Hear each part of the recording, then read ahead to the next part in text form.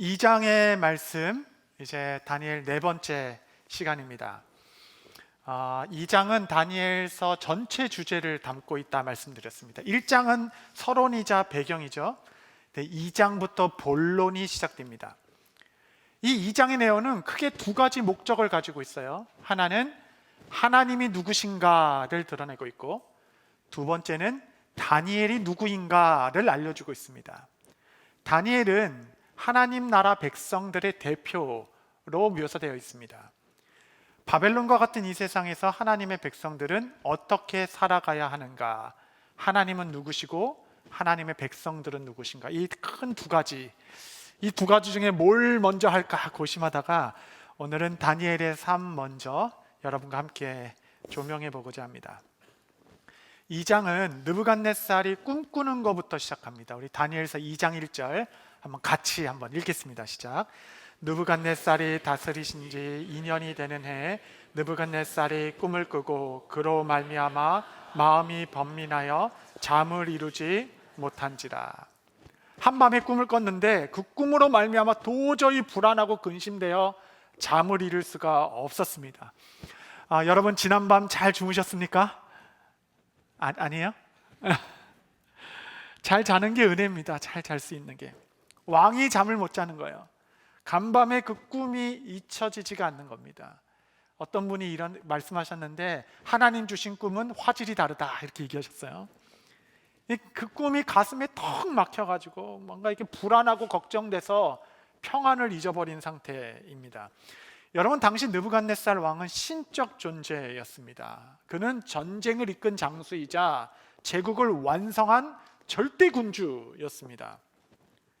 여러분, 당시 왕의 말은 법 위에 있었어요. 왕의 말이 곧 법도가 되는 세상이었죠. 당시 바벨론 그 성의 성벽이 얼마나 크고 견고했는지 고대 사회에서 가장 압도적인 방어 시스템을 구축한 나라였다, 이렇게 평가받습니다. 당시 성벽의 두께가 17.7m, 여러분 성벽 위로 두 전차가 마주 달릴 수 있는 폭을 가졌던 그 성벽을 이중 구조로, 가장 높은 성벽은 27m에 이른다라고 기록되어 있습니다. 그 두 성벽 사이에 유프라데스 강이 흘러요. 이것은 천연의 요새였습니다. 그 안에 있으면 누가 그 성벽을 무너뜨리며 성벽 넘어 공격할 수 있겠어요? 가장 안전하다 자부할 수 있는 곳에 왕으로 있지만, 여러분, 밤중에 꿈속에서 불쑥 찾아오는 그 습격, 꿈의 습격을 막을 수 있는 자가 누가 있겠습니까? 꿈속으로 번민이 들어오고 꿈속으로 불안이 들어오기 시작하는데 누가 막을 수 있겠어요? 여러분, 이것이 무기력한 인간의 실존이라 할 수 있겠습니다. 성벽은 높게 쌓을 수 있을지언정 내 마음 안에 불안, 근심 하나 다룰 수 없는 것이 바로 사람들이었습니다. 여러분, 대단한 권력을 가진 것 같아도 한낱 꿈 하나 때문에 잠 못 자고 있는 왕의 모습입니다. 왕은 괴로워서 당시에 술객과 점성술사들, 그냥 마술사 다 불러놓고 간밤에 내가 이런 꿈을 꿨는데 내게 해석을 말하라. 만일 너희가 합당한 해석을 내놓지 않으면 너희 몸을 다 찢어가지고 거름더미에 던져버리겠다, 이렇게 불호령을 내렸습니다. 그들이 다 모여서 왕이여 말씀하십시오. 그런데 여기서 왕이 억지를 부려요. 내가 또 꿈을 말해주면 너희가 가문이설로 그냥 이렇게 저렇게 거짓말로 지어내서 이 순간만 넘어가려고 나를 조종하려는 거 아니냐, 이렇게 얘기합니다. 2장 7절 9절 보시면, 그들이 다시 대답하여 이르되 원하건대 왕은 꿈을 종들에게 이르소서, 그리하시면 우리가 해석하여 드리겠나이다 하니, 왕이 대답하여 이르되 내가 분명히 아노라. 너희가 나의 명령이 내렸음을 보았으므로 시간을 지연하려 함이로다. 너희가 만일 이 꿈을 내게 알게 하지 아니하면 너희를 처치할 법이 오직 하나이니, 이는 너희가 거짓말과 망령된 말을 내 앞에서 꾸며 말하여 때가 변하기를 기다리려 함이라. 이제 그 꿈을 내게 알게 하라. 그리하면 너희가 그 해석도 내가 내게 보일 줄을 알리라 하더라. 지금 왕 주변에는 그는 믿을 사람이 한 명도 없는 겁니다. 그들의 거짓말과 그 술수에 이제 치가 떨리는 지경이에요.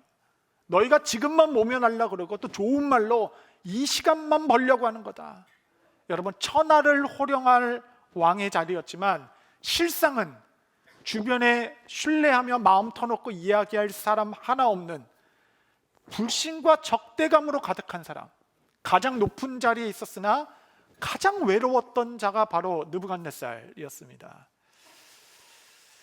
왕이 말도 안 해주고 꿈을 맞추라고 하니까 그도 사실 이게 얼마나 무모한 요구인지 알았을 것이에요. 그런데 여러분, 이렇게 억지를 부릴 만큼 미치도록 불안했던 거예요. 미치도록. 여러분, 화려한 외면, 그 권력 뒤에 숨겨진 비참한 인간의 내면 상태를 적나라하게 고발하고 있죠. 여러분, 권력과 힘으로, 허풍과 너스레로 자기 자랑하는 사람들, 여러분 하나도 부러워할 필요가 없습니다. 정말 하나도 부러워할 필요가 없어요. 이 화창한 주일 오전에 예배당에 나오신 여러분들이 가장 행복한 사람들입니다. 가장 행복한. 신하들은 그 요청을 듣고 어이가 없어서 그들에게도 죽고 사는 문제니 나름대로 항변합니다. 10절 11절에 보면 갈대아인들이 왕 앞에 대답하여 이르되 세상에는 왕의 그 일을 보일 자가 한 사람도 없으므로 어떤 크고 권력 있는 왕이라도 이런 것으로 박수에게나 술객에게나 갈대아인들에게 물은 자가 없었나이다. 왕께서 물으신 것은 어려운 일이라 육체와 함께 살지 아니하는 신들 외에는 왕 앞에 그것을 보일 자가 없나이다 한지라. 누구도 저희들에게 이렇게 터무니없는 명령을 내린 사람은 없습니다. 이런 광포한 행동은 전례가 없는 폭거입니다. 나름대로 항변하고 있는 거죠. 신이 아닌들 누가 이 문제를 풀 수 있겠습니까? 여러분, 이것이 2장의 배경입니다. 아무도 풀 수 없을 난제. 여러분, 이 문제를 풀어갈 사람이 누구인가? 바로 다니엘이었어요. 하나님을 경외하는 10대 청소년, 하나님의 영이 함께하는 사람. 사실 모든 혼란과 위기는 사실 그에게는 기회가 되었습니다.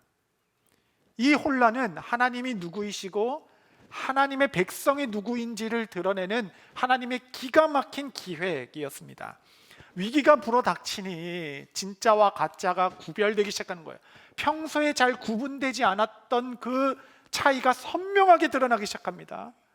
위기는 너무나도 아이러니하게도 없던 길을 만들어내기 시작합니다. 이 사건을 기점으로 다니엘은 왕의 신뢰를 받는 그의 신복이 되어집니다. 여러분, 우리 인생의 위기는 파도와 같이 오고 또 지나갑니다. 그런데 파도가 올 때마다 바람을 타고 파도 더 높은 곳으로 날아오는 사람들이 있어요. 변화를 즐기는 사람들, 위기 속에서 기회를 기대하는 사람들. 큰 파도가 올수록, 판이 흔들릴수록 더 총명이 아주 반짝반짝하는 사람들이 있습니다. 하나님의 사람들이란 여러분, 위기는 궁극적으로 내 편이다, 이런 거룩한 배짱을 가지고 세상 가운데 궁급하지 아니하고 담대히 맞서는 자들을 의미합니다. 성도 여러분, 아무것도 두려워하지 마십시오. 하나님의 뜻과 함께 선 자를 누가 대적하리요? 우리의 마음은 이미 하나님의 뜻에 고정되어 있고 하나님과 함께 선 자를 어떤 권세가, 어떤 힘이 대적하리요?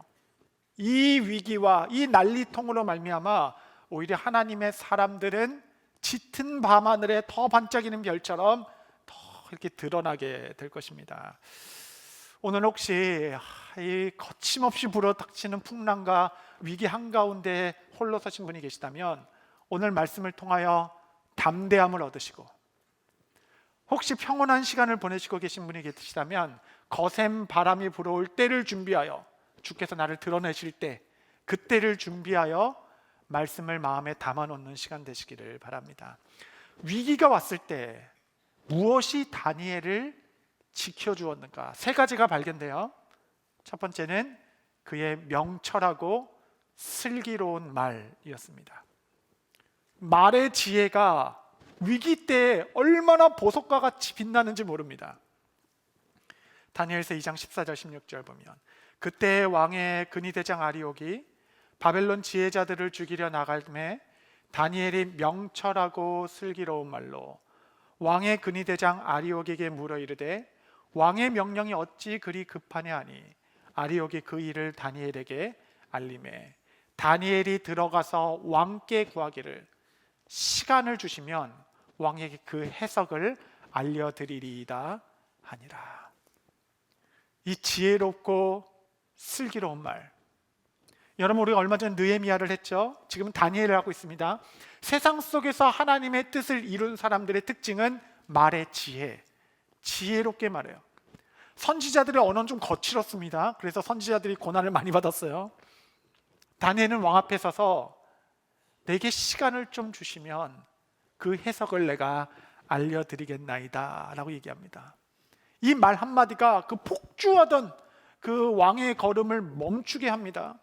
조금 이전에 자꾸 신하들이 와서 전례가 없었단 말입니다, 이것은 뭐 말도 안 됩니다 이렇게 얘기하니까 시간 벌라 그러지 막 더 폭발했던 왕이 그 다니엘의 겸손하고 확신에 찬 그 말 한마디에 멈춰서 그에게 시간을 허락해 주죠. 여러분, 말에는 자세와 태도가 담겨져 있습니다.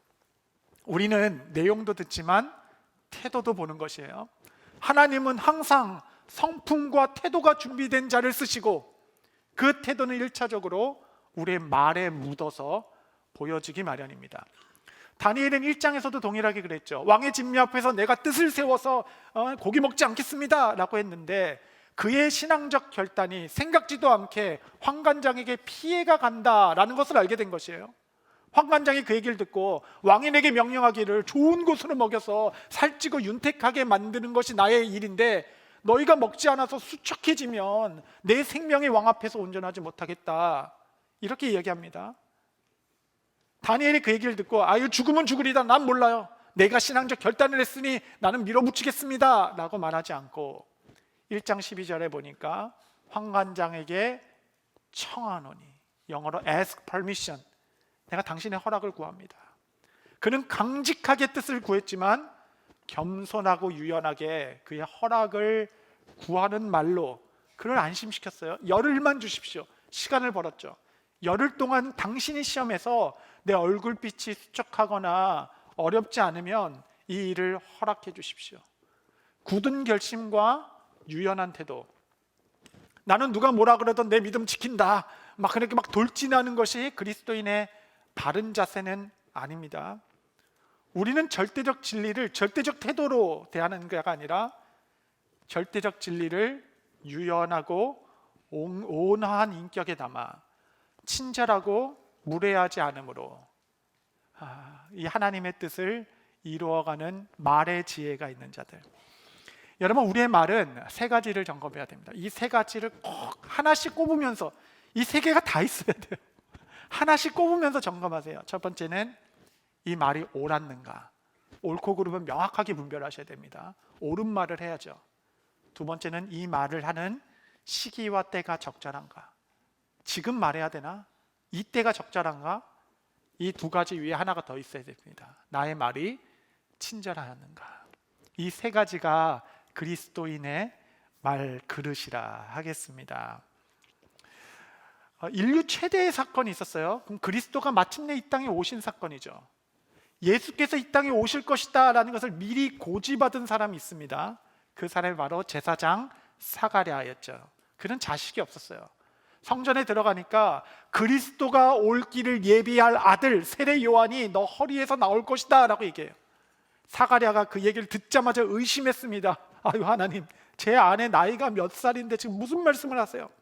그날 이후로 하나님께서는 그를 말을 못하게 하였어요. 세례 요한이 탄생하는 그날까지, 이유까지 기록해 두었습니다. 너가 믿지 않았기 때문에.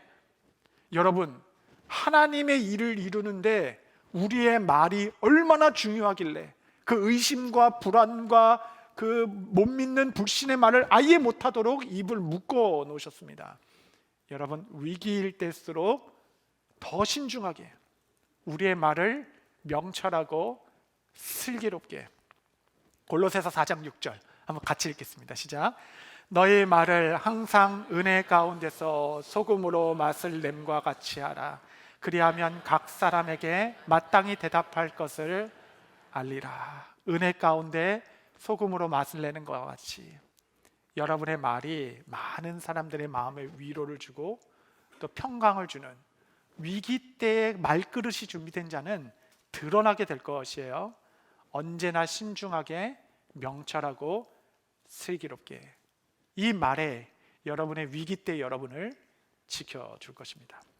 두 번째, 위기 때 그를 지키는 것은 무엇이었는가? 바로 기도였습니다. 다니엘서 2장 18절 19절. 이에 다니엘이 자기 집으로 돌아가서 그의 친구 하나냐, 미사엘, 아사랴에게 그 일을 알리고 하늘에 계신 하나님이 이 은밀한 일에 대하여 불쌍히 여기사 다니엘과 친구들이 바벨론의 다른 지혜자들과 함께 죽임을 당하지 않게 하시기를 그들로 하여금 구하게 하니라. 다니엘은 왕의 죽음의 명령 앞에서 조금도 요동하지 않았습니다. 그네대장 아리옥이 칼을 차고 죽이러 가는 길에 죽음의 사신을 마주한 것이지만 그는 오히려 초연하고 여유 있게 친절히 말했습니다. 여러분, 이 장은 모든 걸 가진 왕의 불안과 아무것도 가진 자가 없는 자의 평안, 여러분 이것의 극한 대조를 보이고 있죠. 다니엘은 왕에게 들어가 시간을 좀 주시면 제가 그 해석을 알려드리겠습니다 라고 말했습니다. 그 생명이 걸려있는 위기의 때에 무엇이 그를 그토록 담대하게 하였는가? 담대함의 근거가 있어요. 그것이 바로 기도였습니다. 그는 알고 있었어요. 이 일의 시작이 누구인지. 아무도, 그 누구도 알 수 없지만 왕의 마음을 주관하시고 그 꿈을 주셨으며 그 꿈의 해석을 알려주실 분이 누구인지를 알았습니다. 사방이 다 닫혀 있어도 하늘로 열린 문이 있다라는 것을 알았어요. 그가 번 시간은 하나님을 대면할 시간을 얻게 된 것입니다. 이 모든 일이 하나님으로부터 왔다라고 믿고 이 모든 일의 최종 주권자가 주께 있음을 믿는다면 지금 이 시간은 느부갓네살 왕을 대면할 시간이 아니라 하나님을 대면할 시간이었습니다. 저는 그의 기도의 태도에서 배움을 얻었습니다. 죽음의 사신 앞에서도 그는 초연했죠. 그랬던 자가 기도의 자리에서는 얼마나 간절했던지 그 친구들에게 하나님이 우리를 불쌍히 여겨 우리가 여기서 죽지 않기를 기도하자. 우리가 여기서 죽지 않게 되기를 하나님께 기도하자. 보통이면 그 생명의 칼자루를 들고 있는 왕 앞에서 간절히 머리를 조아야 할 텐데 사람 앞에서는 담대하게, 평온하게, 하나님 앞에서는 가장 낮은 자세로 간절하게, 간구의 자세로. 상대가 너무 무정하고 무지하고 잔인하고 유치하고 비정하는데 그럼에도 불구하고 그 권력과 힘 앞에서 우리가 아무것도 할 수 없는 상황일지라도 이 위기 속에서 우리의 인생과 삶의 역사는 사람의 손 아래 있지 아니하고 하나님의 손 아래 있음을 믿나이다. 여러분, 위기 때는 두려워할 시간이 아니라 바로 기도해야 할 시간입니다. 세 번째, 위기 때 그를 붙들어 준 것은 무엇인가? 바로 믿음의 공동체입니다. 믿음의 공동체. 다니엘은 믿음의 친구들을 불러 이 모든 일을 함께 나누고 하늘의 하나님께 기도하기 시작했습니다. 그에게는 열린 하늘만 있었던 것이 아니라 이 우상의 나라를 함께 믿음으로 이겨낼 믿음의 친구들이 공동체로 함께하고 있었습니다. 여러분, 평온할 때는 사실 이 믿음의 공동체의 필요를 잘 못 느낍니다. 교회에 나와서 혼자 예배 드리고 이렇게 은혜 받고 찬양하고 돌아가면 되지 내가 꼭 순이 필요하나? 믿음의 친구들이 꼭 필요하나? 때로는 혼자 신앙생활했어도 아무 문제가 없어 보이기도 합니다. 그런데 여러분, 위기의 때에, 삶이 크게 긴급할 때에 나에게는 나의 마음을 나누고 기도해 줄 믿음의 공동체가 있는가? 홀로 있는 사람은 느부갓네살 왕처럼 폭고하게 되는 것이에요. 비정하게 되는 것입니다. 잔혹하게 되는 것이에요. 아주 외롭게 되는 것입니다. 하나님께서는 이 바벨론의 다니엘 혼자 보낸 것이 아니라 세 친구 공동체, 믿음으로의 공동체를 함께 보내셨어. 나중에 3장에 이들이 풀문불에 들어갔는데 세 사람이 들어갔으나 네 사람의 모형이 보였다라고 얘기합니다. 두세 사람이 내 이름으로 모이는 것은 내가 너희와 함께 하겠다. 그들은 교회로 존재하고 있었습니다. 믿음의 동력자들. 하나님께서 여러분의 미사엘, 하나냐, 아사랴를 여러분의 모든 신앙의 여정에서 만나게 해 주실 것이에요. 만남은 하나님께서 주관하시는 영역입니다. 내게 만들어주신, 만나게 해주신 사람을 소중히 여기십시오. 그들과 함께 마음을 연락하여 믿음의 공동체를 이룰 수 있기를 바랍니다. 여러분, 순위 혹 부담되신다면 1:1 제자 양육부터 시작하십시오. 제자 양육, 거룩한 만남을 갈망하십시오. 그것부터 준비하십시오. 여러분, 조금 더 공동체 안으로 들어오십시오. 여러분, 세상에서 믿음으로 살아가는 건 결코 만만치 않습니다. 그러나 하나님께서 이 공동체 안에 쏟아 부어주신다 약속하신 그 은혜와 긍휼, 그의 선하심은 넉넉히 이길 만한 하나님의 권능이십니다. 공동체가 있어야 합니다. 믿음의 친구들, 그래야 세상을 이깁니다. 여러분, 꼭 시간을 내셔서 여러분 주위를 한번 돌아보십시오. 내가 정말 나의 깊은 곳까지 함께 나누며 기도를 부탁할 믿음의 사람들이 주변에 있는가? 여러분, 자녀들을 꼭 보십시오. 내 자녀들은 믿음의 친구들이 있는가? 다른 그 무엇보다 정말 믿음의 친구들을 만들어주는 것에 힘을 다해야 합니다. 그들이 마음을 모아 하나님의 나라를 이겨낼 것입니다. 우리가 너무 쉽게 무너지는 이유는 홀로 있기 때문에 그럴 것입니다. 여러분, 믿음의 사람들을 만드는 것, 이것은 지혜 있는 자의 적용일 것입니다. 정리하자면 말의 지혜와 기도의 시간과 믿음의 공동체, 이 세 가지가 위기 때 여러분을 굳건히 지켜줄 것입니다. 오늘 설교의 제목은 위기와 기회이죠. 위기 속에 기회가 있다, 이런 뜻일 텐데, 궁극적으로 이 기회는 무슨 기회일까? 조금 더 깊게 묵상하게 됩니다. 이 위기 가운데 주께서 주신 기회는 도대체 무엇일까?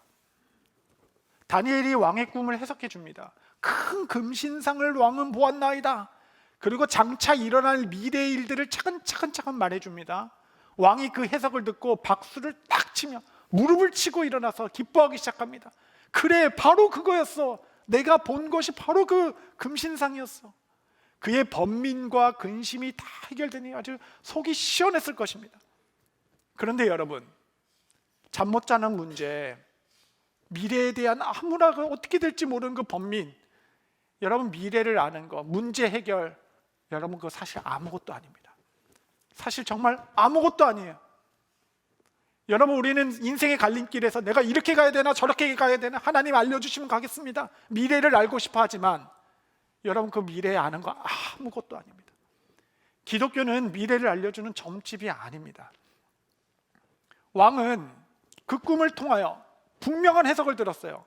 나라를 세우고 무너뜨리는 분이 누구신지, 역사의 주거인이 누구신지, 그러므로 변하지도 않고 쇠하지도 않고 영원할 그 하나님의 나라의 비전을 들었지만 그 해석을 들어 그는 잠시 기뻐했을지언정 그의 삶은 하나도 변하지 않아서 3장에 가면 그가 보았던 그 금신상, 그 현상에 완전히 매료되어서 그것을 닮은 큰 금신상을 자기를 위해 세우고 모든 백성으로 그 앞에 절하게 만들었던 것이 바로 느부갓네살입니다. 잠 못 자던 문제 해결된 거 아무 소용없어요. 아무 소용. 자기를 괴롭게 했던 그 문제의 응답, 그 응답의 결과를 가지고 자기 우상을 만드는 것이 우리의 타락한 현주소입니다. 현주소. 사랑하는 성도 여러분, 우리는 이 땅에 살면서 번민하게 하는 일을 만나죠.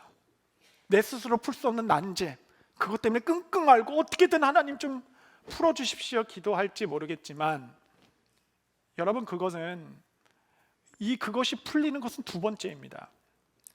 갑자기 불어닥친 이 위기는 우리에게 하나님을 알아갈 기회가 되어야 됩니다. 하나님을 알아갈 기회. 여러분, 이 위기의 본질은 내 안에 있는 우상을 보는 것이에요. 느부갓네살이 보았던 그 형상은 미래에 어떤 일이 되겠다라는 그 역사의 호기심을 알아가는 것이 아니라 그 안에 있는 금신상, 그 안에 있는 우상을 보게 하신 일이에요. 그 우상을 깨트려 하나님의 나라에 충성하라는 하나님의 부르심, 그것이 위기의 본질이었습니다. 여러분, 선택의 순간에 그 고심의 현장은 여러분 안에 있는 우상이 드러나는 순간이에요. 우상. 여러분, 마음을 점검하십시오. 걱정과 염려, 풀지 못하는 문제 앞에는 그 중심에는 내가 깨트려야 할 우상이 있습니다. 하나님은 그 위기를 통하여 기회로 삼아 내 안에 깨뜨려야 될 금신상을 보게 하시는 것이에요. 이것은 기회입니다. 역사는 누가 바꾸시고 계절은 누가 이끌으시며 사람의 길은 누가 정하시는가, 그 하나님을 알아갈 기회. 여러분, 고난 중에 우리에게 필요한 건 비전이죠. 우리의 비전은 주님을 알아가는 것입니다.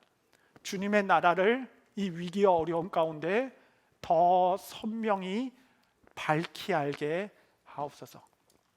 나의 마음을 문제 해결에 두지 아니하고 하나님을 알아가는 것에 고정해 두었기에, 마음을 두는 것, 뜻을 정했기에, 다니엘 기도의 중심이죠. 3장에 나옵니다. 그리 아니하실지라도 우리는 감사할 수 있는 것이에요. 우리는 그런 사람들입니다.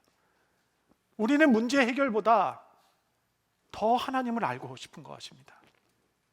그래서 이 상황 속에서 하나님이 너무 거칠지 않게 나를 다루어 주시기를, 부드러운 소리로 나를 보듬어 주시기를 원하지만 그리 아니하실지라도 나는 이 상황 속에서 다른 누구의 손도 아닌 하나님의 손이 나를 다루어 주시기를, 때론 거친 손길로 느껴질지라도 이 상황 속에서, 이 위기 속에서 내가 주님을 알되 그의 나라를 더 선명하게 아는 기회가 되기를, 내 나면에 꽁꽁 숨겨놨던 우상이 드러나 하나님의 나라로 깨트린 바 되어 주님을 더 사랑하고 주님을 더 알 수 있기를. 그러므로 이 위기는 때로는 이해할 수도 없고 상황이 너무 비정하고 괴롭다 하겠지만, 이 위기는 나로 하나님을 원망하여 멀어지게 하는 시간이 아니라 하나님의 품을 더 파고 들어가야 하는 시간입니다. 그 품 깊은 곳으로 더 들어가는 시간. 말씀을 정리하겠습니다. 여러분, 우리 인생의 최종 주권자는 저 무자비하고 변덕스러운 불안에 떨고 있는 왕의 손에 달려있는 것이 아니라 선하시고 인자하시며 언약으로 우리와 함께 하시는 하나님께 있습니다. 여러분 삶에 불어닥친 그 위기를 어떤 기회로 삼고 싶으세요? 어떤 기회? 이 기회로 다니엘이 왕의 그냥 신복을 받는 신복이 되었다, 이거 아무것도 아닙니다. 그 왕이 이제 곧 바뀝니다. 왕 바뀌면 아무것도 아니죠. 그가 이 위기 속에서 얻게 된 기회는 누가 계절을 바꾸시는지, 누가 역사를 이끌어 가시는지, 나는 어느 나라에 충성해야 되는지 그 하나님을 더 명확히 알게 된 것입니다. 위기란 하나님께서 자기 자신을 계시하기 위한 기가 막힌 기획. 여러분의 인생은 매정한 세상에 달려있지 아니하고 하나님의 신실한 손 위에 있음을 믿습니다. 그러므로 위기가 결코 여러분을 무너뜨리지 못할 것이에요. 여러분은 위기를 만날 때마다 더 강하고 담대한 자가 될 것입니다. 하나님을 아는 자는 강하여 용맹을 발하게 될 것이에요. 큰 파도가 올수록 우리는 바람을 타고 파도를 타고 더 높은 곳으로 올라갈 것입니다. 흔들리는 세상, 그 하나님의 그 비전과 계획에 우리의 마음을 고정하여 입술의 지혜, 골방의 기도, 믿음의 공동체, 이 세 가지 붙들고 여러분의 삶의 모든 파도에서 능히 승리하시는 믿음의 사람들 모두 되시기를 바랍니다.